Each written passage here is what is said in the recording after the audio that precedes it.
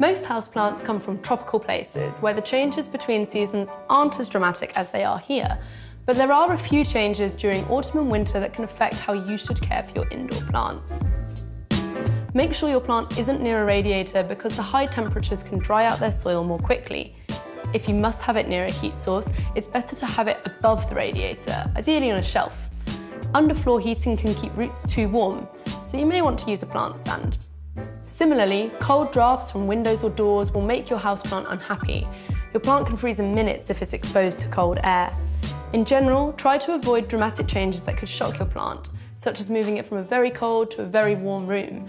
And if you turn the heating off when you go away, you might want to shuffle your plants into the warmest spot in the house. With winter's shorter days, your plants will be happier if you move them closer to a window to get as much light as they can. Make sure to clean any dust off the leaves so they can soak up all the rays they get. Finally, cut back on your watering and feeding routines. Most plants are actively growing during the spring and summer, but then slow down or even become dormant during winter. Remember to check the soil and only water when the top inch of soil has dried out. And if you fertilise in the warmer months, you can stop in the winter. In our next lesson, I'll be telling you why you shouldn't worry if your plant's leaves are falling off.